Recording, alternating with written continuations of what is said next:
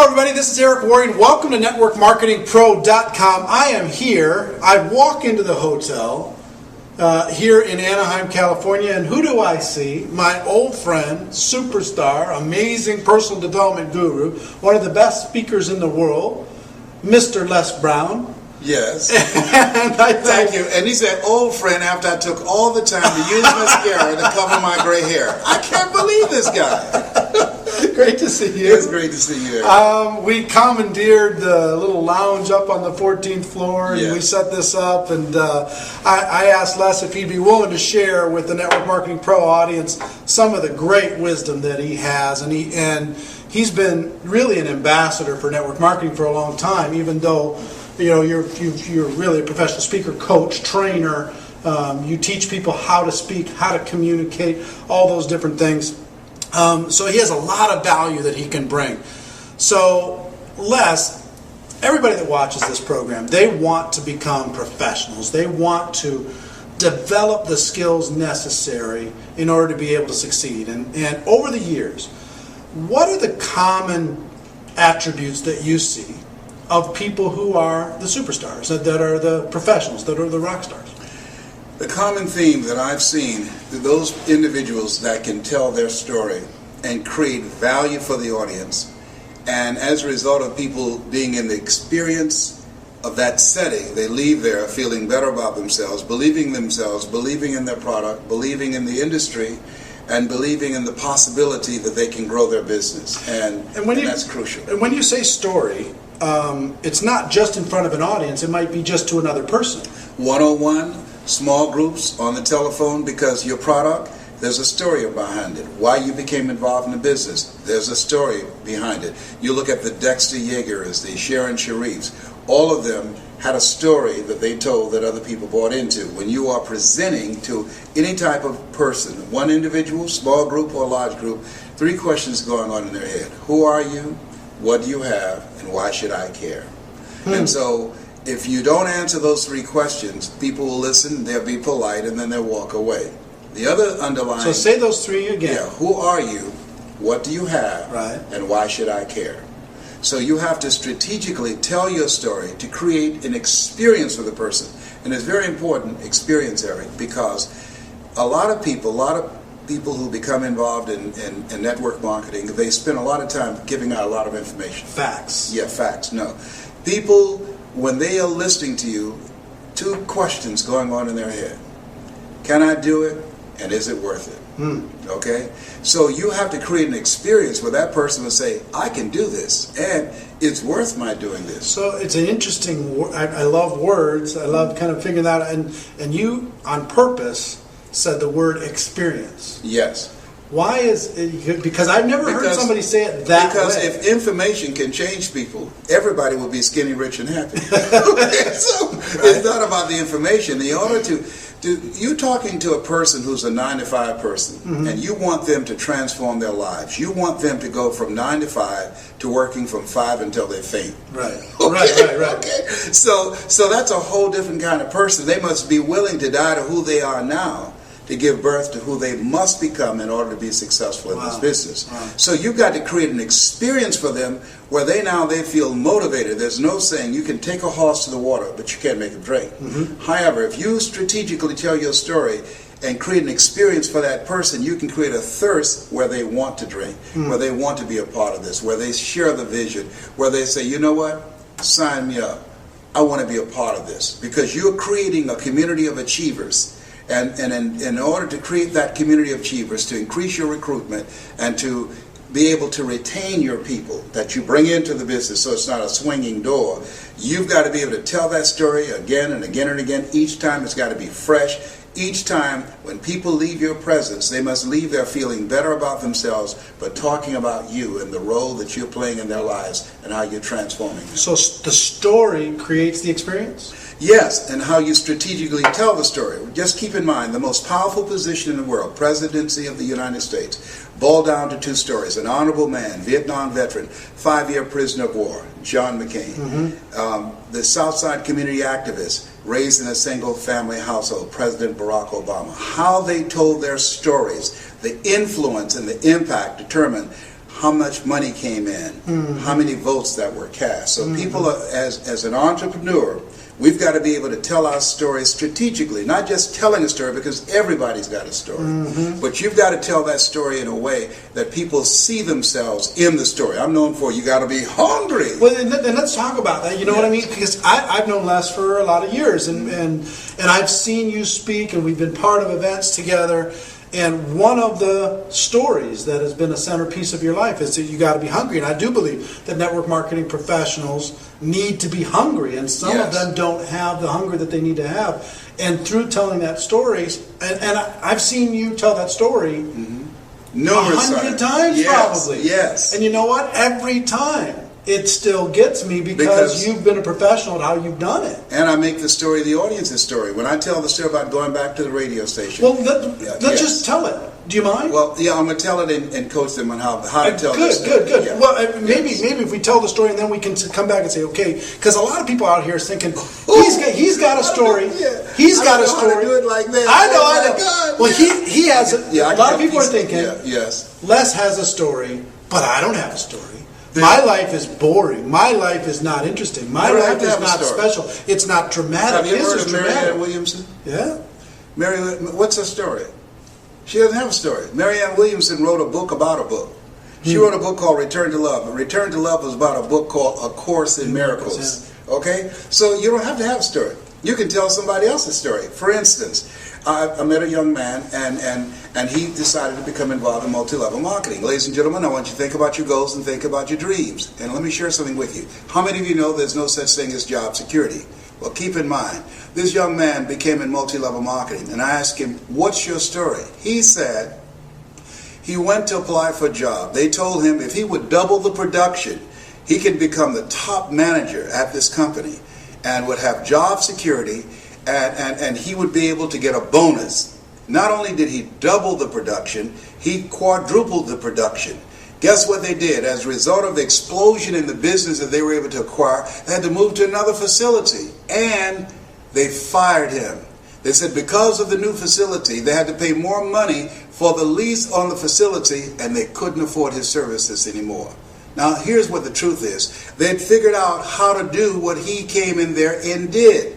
They no longer needed him. So the reason he's became a part of multi-level marketing is he knows that the 40-40 plan is gone, where you can work 40 hours a week for 40 years and retire. There's no such thing as job security. Today, you have to have something that you can call your own. And so in multi-level marketing, you're in business for yourself, but not by yourself. You have an opportunity. You have a shot. Everybody won't get rich, but you've got a shot to control your own financial future. And that story by that young man is a story that's being lived every day. Now see, in 2 minutes, you told somebody else's story to this audience because and gave them a perfect example. Right, because the best speakers make the fewest words go the farthest. Yeah. So you don't have to tell a story all day. And so I tell people, how many of you know, as you look at yourselves, how many of you know there's no such thing as job security? And I will raise my hand. The reason I'm doing that is that I want them to now make this man's story their story. So they'll raise their hands. You're right. Good. Here's what happened to them. What they're saying to themselves, either that has happened to me or I know someone that has happened to me. Especially in today's economy. Right. Now I'm transitioning from there to here's why he became a part of this. He wanted to create security for himself. And I'm saying everybody's not going to be rich. And that answers what they think. Can I get rich in this? No. People work on jobs for 40 years and don't get rich, yet and still they come into this business and they want to get rich in 6 months. It's not that kind of party. Right. You've got to work. You've got to build a foundation. You've got to learn the products. You've got to learn the marketplace. You've got to develop your personality. You've got to develop your people skills. It takes patience and perseverance and persistence to build this business. But ultimately, as they say, in the beginning, you'll do a lot of things you don't get paid for, but as you continue to grow, you get paid for a lot of things that you don't do. Right. That's the exciting things about multi-level marketing. It allows you to build something that you can call your own. A lot of people are wishing right now that they had Les Brown in their pocket. They could carry him around when they went and talked to their prospects, and they could look him in the eye and tell them that. Talk about how these people can develop their story, or let them know, because I know that there's a lot of people here, and we have probably 50 different countries around the world that watch this, and a lot of them aren't aware of you yet. Yes.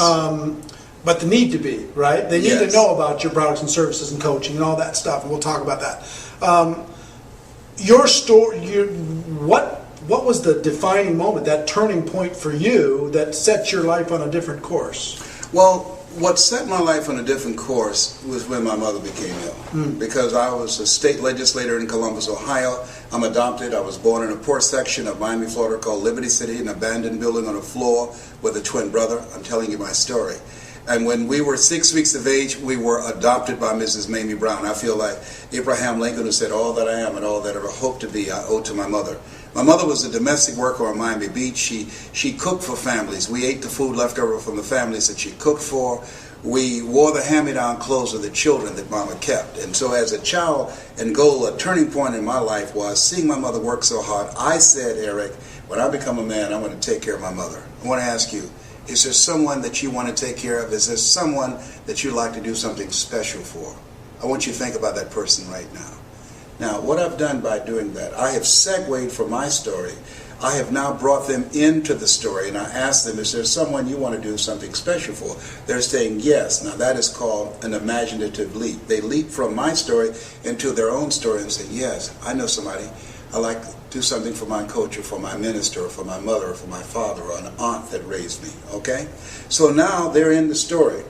Now I will tell them how I went about doing that. So they have an interest. Who are you? What do you have? I have a story on how I bought my mother a home. And why should I care? The reason you should care is that I've been very successful at doing something that you can do too. And I'm going to show you how to do it. So now you create a committed listening in the telling of the story. Or I can say, recently I went to a seminar. A young lady by the name of Pauline Ahi. She came to the seminar. Pauline flew from Hawaii to Los Angeles. I was very inspired as I watched her. And the reason I was inspired, here we were in a room of entrepreneurs. And the person standing in front of the room, Dr. Julie Van Putten, as she was speaking and talking about discovering your power voice, ever so often Pauline would lean forward and she'd pick up a pen with her mouth and she would write with her mouth. Pauline came from Hawaii. Pauline has no arms. Pauline has no legs. She writes with her mouth. Here's a person who decided to become an entrepreneur, who decided to build a business in multi-level marketing, and with no arms and no legs, she's building an organization. And one of the things that really got me, when Dr. Julie Van Putten interviewed Pauline, she asked her, tell me one major obstacle you had in your life. Tell me something that you can think of. And Pauline looked, and she thought, and she said, I can't think of anything. And that grabbed me, because I could have given her a whole lot of things, a list of obstacles. And that showed me that L.C. Robinson was right when he said things may happen around you and things may happen to you, but the only things that really count are the things that happen in you. Even though she was born with no arms and no legs, what has happened in her that she sees herself as an empowered person. She has not decided to become a part of a job, the journey of the broke. She decided to control her own destiny by being involved in multi-level marketing. And what I said as I looked at her, if Pauline can do it, I know I can do it. And I know you can do it. Okay. So there's a How many more you got? Keep going. Yeah. So those examples, Mike Jones out of Philadelphia. I met him. Mike was earning $500 a month on Social Security. He now earns over $35,000 a month, and he does a seminar called How to Earn Over $200,000 a Year with Your Eyes Closed. He's been blind since he was 10. Okay, so all of these examples of what we see, other people's lives, we can use that as a platform to so whether it's your story or somebody else's story, that's the example that you're giving. Yes, and people say I don't have success yet. Yes, they're just getting started. I haven't had success. I've been involved for 6 months. I haven't had success, but I can tell this other story, and I can say that's why I'm doing this. Yeah. Dexter Yeager, who was a beer truck driver, and now 50% of Amway volume comes through his organization. Dexter was just an everyday guy who decided that he wanted to live a different life for himself and for his family. And so when we look at people who are the great performers in multi-level marketing, here's what I know that they have in common too. Not only are they great storytellers, but there was a deciding moment, and that moment when they said virtually, I've had it. I've had it. That's when people change. I used to live next door to a lady named Miss Lillian, and Mr. Marvin, every Friday night he would get drunk and beat her. And I saw her years later and said, "How's Mr. Marvin doing?" She said, "I left him." I said, "Why?"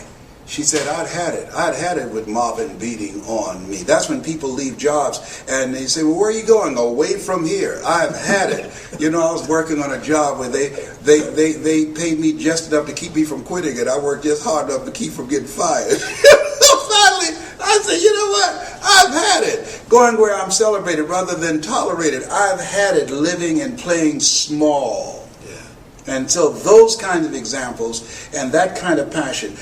People are not just looking for information. They're looking for personality and passion. They can get information on the internet. Mm-hmm. There are no secrets out here. You can just Google everything and find out what day the earth was made and the rock that broke Goliath's jaw. We can find everything right now. But personality and passion, that's what people want. That's what they buy into. Do you believe this? There's a difference between being in this business and this business being in you. That's what they feel. And the people that grow the large organizations, you can tell being in their presence that as much as they have chosen this, they were chosen for this kind of work. You've got to have a passion for people. You've got to believe in the product. You've got to believe in the industry. You've got to believe that you have it within yourself to become an entrepreneur, that it's possible that you can live your dream. That's why people say yes, that it's necessary, and that you are the driving force to make it happen, that it's you, that nobody can do it for you, nobody's going to care more about your dream than you, and that it's hard, that easy is not an option. That when you think about growing your organization, think it not strange that your family members and friends will say no. People who should be there to help you won't help you. In fact, they will discourage you. They will laugh at you. "Oh, you're involved in some pyramid scheme. Here you go again." All of that's going to be a part of it. When you get on an airplane, before they take off, they say fasten your seatbelt. Why? Because you're going to experience some turbulence before you reach a comfortable altitude. When you get involved in multi-level marketing, fasten your psychological seatbelts. Why? Because you're going to experience rejections and no and laughter and snickers from your family members and friends. Why? I don't know. That's just the way it is. It's possible you can live your dreams in spite of that. It's necessary for you to know that you're the one to make it happen, and that you become selective of people that you bring into the business. You don't want to convince people to do it, because person convinced against their will is of the same opinion still.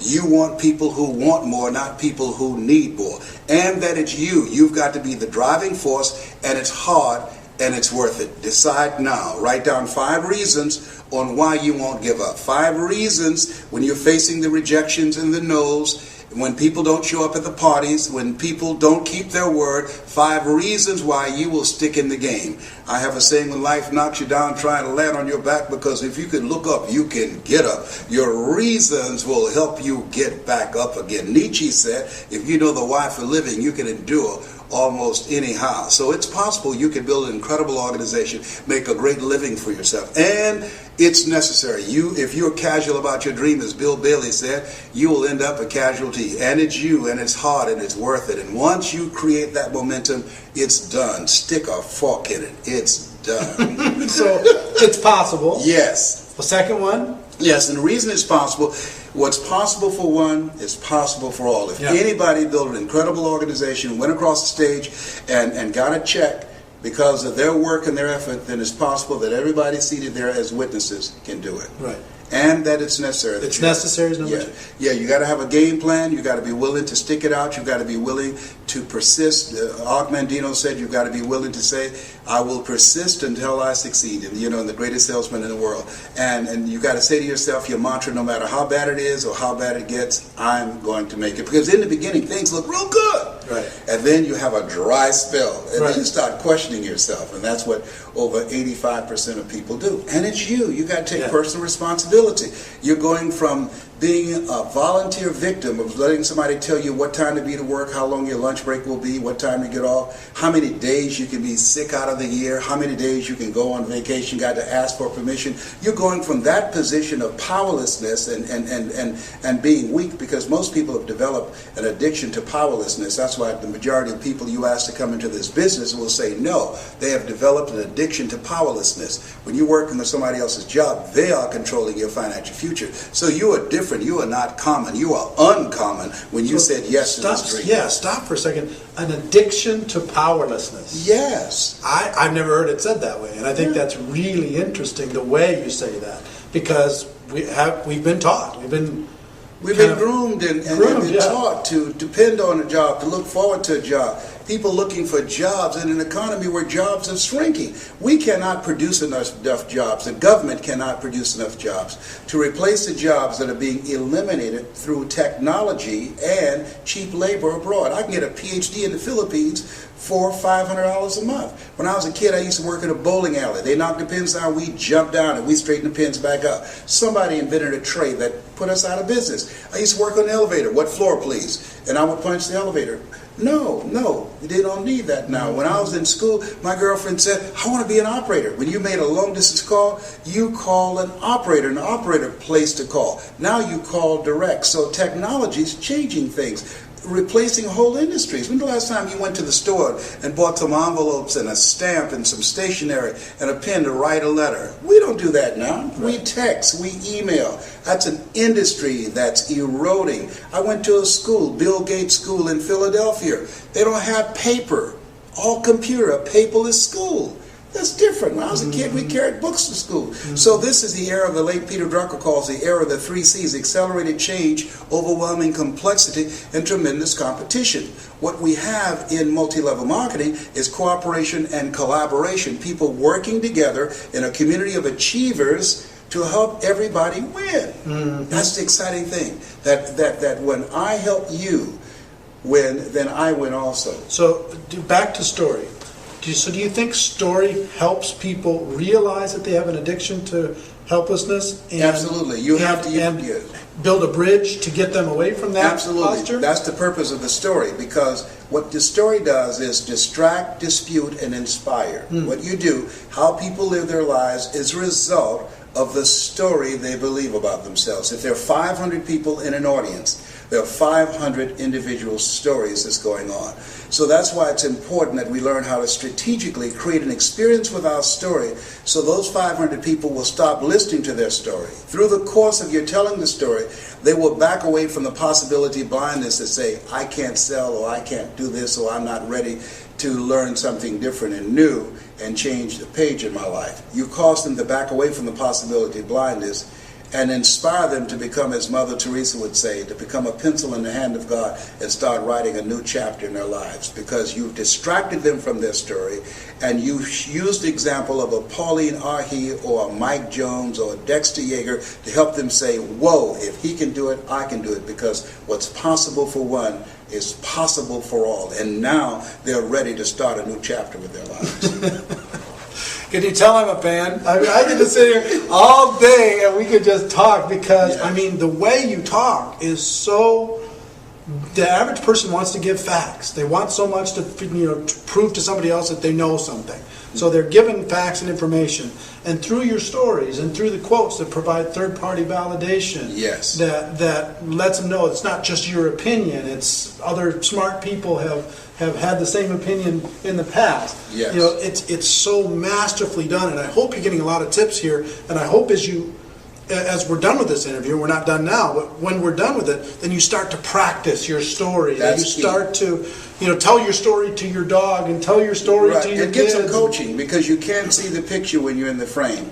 You have to, this Les Brown that you now see, I didn't know he existed. I used to be a different person, but a guy named Mike Williams, he interrupted the story in my head. He said, Les, you can do more than be a disc jockey. What do you mean? I'm LB, Triple P, Les Brown, your platter playing puffer. There were none before me, there will be none after me. Therefore, that makes me the one and only. Young and single, love to make a certified, bona fide, duly qualified to bring you satisfaction, a whole lot of action. I had to kill him all. Bam, bam, bam. He said, Les, you can do more than be the MC at the Bottoms Up Club and the Pink Pussycat and the Jamaica Club. You can talk to corporations and organizations.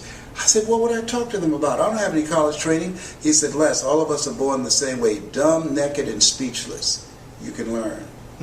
Okay, and so because of how he communicated with me, He created a thirst. One of the things I say to people, particularly when you come into this business, if someone has recruited you into this business, they saw something in you. And one of the things I strongly believe, and why Mike is still my mentor to this day, Mike Williams, and that is that sometimes you have to believe in somebody's belief in you until your belief kicks in. So whoever invited you into this business, they saw something in you. And if you don't see it, it doesn't matter that you don't see it, because eye has not seen, ear has not heard, nor has entered the heart of mankind what God has in store for you if you say yes to your dream and yes to the opportunity that the multi-level marketing industry can afford you. Can afford you. Yes. I love it. All right. I saw an interview with Will Smith a little while ago, and he said, greatness is simple. Here's what I believe, and I'm willing to die for it. Yes. When you talk about desire, you talk about hunger, you talk about determination. Are you willing to lose it all to gain it all? You're just willing to just go out there and make it happen. I believe that since greatness is possible, then being excellent is not enough. Right. That anybody through observation and practice can perform at the level of excellence. But when you see a Larry Bird who formerly played for the Boston Celtics, you don't say, boy, when the Bird played, he was an excellent player. We're talking about greatness here. Right. You see a Wayne Gretzky. And I believe that when you're pursuing your greatness, you don't know what the limits are. So you act like you don't have any. That you become intelligently ignorant. According to the laws of aerodynamics, as we know, a bumblebee isn't supposed to fly because his body is too large to be held up by the little puny wings. But the bumblebee doesn't know it. And what you will find in multi-level marketing, that you'll see people take quantum leaps in terms of their influence and their income. Why? Because being in a community of achievers, you discover some powers and abilities you have that you don't even realize. That L.C. Robinson was right, that things may happen around you and things may happen to you, but the only things that happen that really count are the things that happen in you. And part of being around other achievement-driven people, they'll push you to levels that you could never go by yourself. And that's why it's so very important that we do something that Jim Rohn said, and that is look at your relationships and you're building your organization. You want to develop greatness. The only way you can develop your greatness is you've got to be in a relationship with people that will push you, that will stretch you, that hold you to a higher standard, that will hold you accountable. And you have to look at your relationship, and Jim said, ask the question, what is this relationship doing to me? Right. Am I growing mentally and emotionally and spiritually? Is it challenging me? Am I honoring my word as myself? Is this making me begin to look at myself and reflect on myself and raise the bar on myself? Einstein said that thinking that has brought me this far has created some problems this thinking can't solve. And part of developing your greatness is being around people who, as you run, you can run faster with 100 who want to go than with one around your neck. But they will challenge you to step it up to another level. Right. Well, as we're running out of time, but we could talk all day, yes, and we could tell some stories, and we could do some stuff, but that'll be for another time. But first of all, I'm going to put a link so people can find a way to contact you, find out about your products, your services, your coaching that you do on how to tell stories. So everybody, I encourage you to connect, and this will be seen by over 100,000 people all over the world. People are really hungry. Right? Part of what I'm going to do right now, I'm going to train 1,000 voices of hope. We've produced a generation of problem staters.